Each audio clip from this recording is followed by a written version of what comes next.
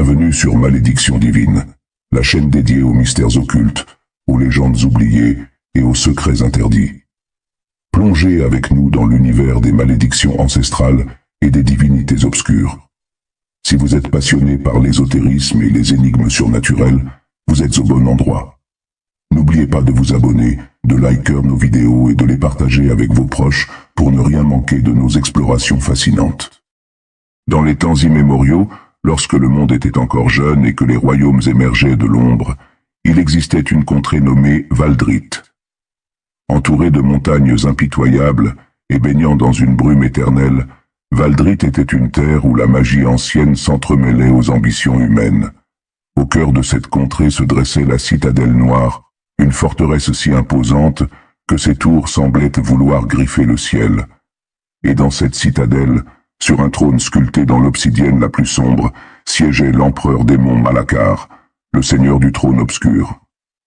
Malacar n'était pas un simple mortel. On disait qu'il avait vendu son âme aux anciens esprits du vide en échange d'une puissance infinie. Ses yeux étincelaient comme deux abysses sans fond et sa voix résonnait avec l'écho des mondes perdus. Sous son règne, Valdrit était plongé dans une nuit perpétuelle où seuls les brasiers infernaux éclairaient les ruelles tortueuses. Malgré la terreur qu'il inspirait, une rébellion grondait dans les entrailles de Valdrit.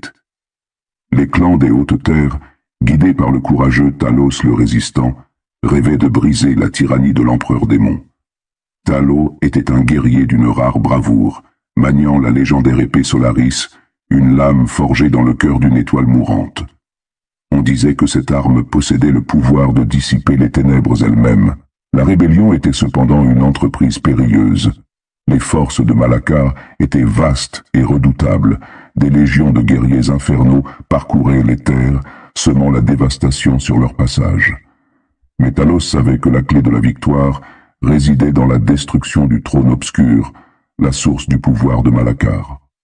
Pour y parvenir, il devait traverser les terres désolées de Nitra, affronter les gardiens de l'abîme et pénétrer dans la citadelle noire.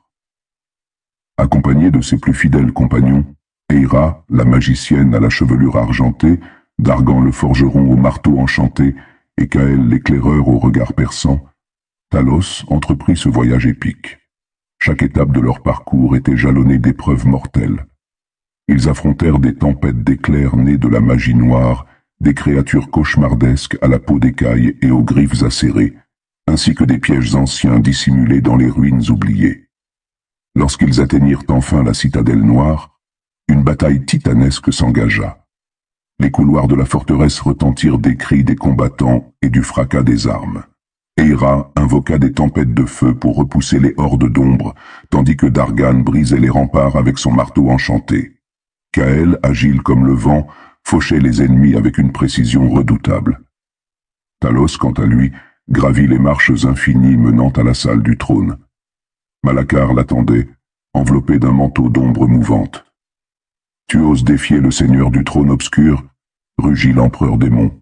« Ton règne de terreur prend fin aujourd'hui, Malacar, » répondit Talos en brandissant Solaris.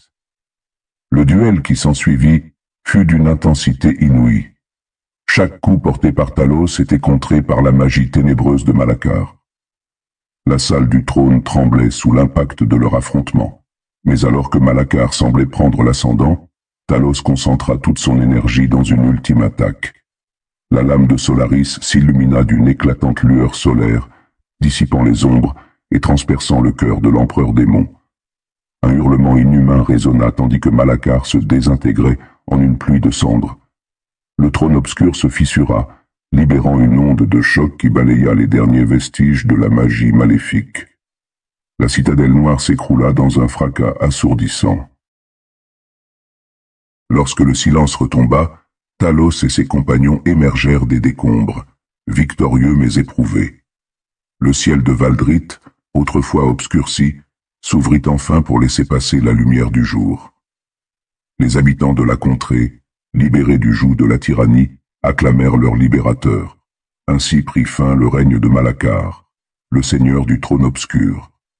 Talos, devenu une légende vivante, régna avec sagesse sur un Valdrit réconcilié avec la lumière. Et bien que la citadelle noire ait disparu, les bardes chantèrent pendant des siècles les exploits de ceux qui avaient osé défier les ténèbres pour ramener l'éclat de l'espoir. Leurs noms étaient gravés non seulement dans les pierres des monuments érigés en leur honneur, mais aussi dans les cœurs de ceux qui racontaient leurs histoires au coin du feu, lorsque la nuit semblait prête à s'étendre indéfiniment. Les poètes, trouvant une source infinie d'inspiration dans ces récits héroïques, composaient des chants immortels qui traversaient les générations, portés par des bardes itinérants qui faisaient résonner leurs mélodies dans les salles des rois comme dans les humbles chaumières. Chaque détail de leurs aventures était compté, reconté, parfois magnifié, jusqu'à devenir des légendes d'une richesse inouïe où les ombres paraissaient plus sombres et les lumières plus éclatantes. On disait que les étoiles elles-mêmes, dans leur éclat lointain, brillaient davantage grâce à ces âmes courageuses qui avaient su raviver l'étincelle du possible dans un monde qui avait bien failli sombrer. Les sages, dans leurs écrits, analysaient leurs choix, leurs sacrifices, tirant des enseignements qui guideraient les générations futures face aux défis imprévus que la vie réserve toujours. Mais au-delà des récits officiels et des louanges chantées dans les grandes assemblées, il y avait aussi les murmures doux et secrets des familles et des amis de ces héros.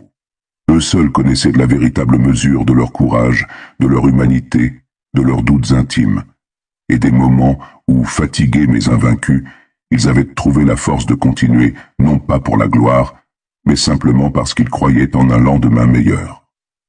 Ainsi les siècles passèrent, mais jamais la mémoire de ces actes lumineux ne s'éteignit. À chaque époque troublée, on se tournait vers leur exemple comme vers une flamme vacillante qui refusait de mourir. Et peut-être, disaient certains, les ténèbres elles-mêmes, autrefois si terrifiantes, avaient appris à respecter ces âmes indomptables, car jamais elles n'osèrent revenir avec la même force dévastatrice. Et tant que la mémoire des exploits subsisterait dans un champ, une étoile scintillante, ou le cœur battant d'un enfant écoutant ces récits merveilleux, il y aurait toujours une lumière, prête à jaillir des ombres, pour illuminer à nouveau le monde. Et ainsi, malgré les ténèbres qui semblaient parfois envahir chaque recoin du monde, une vérité universelle subsistait. La lumière, qu'elle soit celle du courage, de l'amour ou de la solidarité, ne disparaît jamais complètement. Même lorsque tout semble perdu, il existe toujours une étincelle, petite, presque imperceptible, qui n'attend que le souffle de la volonté pour jaillir des ombres. Cette lumière, nourrie par les actes de bienveillance, les rêves partagés et la résilience des êtres, finit toujours par percer les ténèbres. Elle rappelle que l'obscurité n'est jamais une fin, mais simplement un passage vers une renaissance lumineuse où chaque individu a le pouvoir d'apporter une flamme qui contribue à illuminer à nouveau le monde. Cette histoire est une flamme vive, scintillante d'espoir et de résilience, qui éclaire les cœurs et inspire les âmes à croire en des lendemains plus lumineux. À travers ces récits de courage face à l'adversité, de générosité inépuisable et de rêves qui transcendent les obstacles, elle agit tel un phare guidant ceux qui errent dans l'obscurité. Chaque personnage, chaque défi surmonté et chaque victoire, même modeste, ajoutent une étincelle à cette lumière collective, rappelant que l'humanité possède en elle une force inébranlable. Cette flamme symbolise la beauté de la solidarité et la puissance de la volonté, et contribue ainsi à illuminer à nouveau le monde avec la chaleur de la compassion et l'éclat de l'espoir. Ainsi, illuminer le monde avec la chaleur de la compassion et l'éclat de l'espoir, c'est devenir des porteurs de lumière, des gardiens de ces valeurs fondamentales.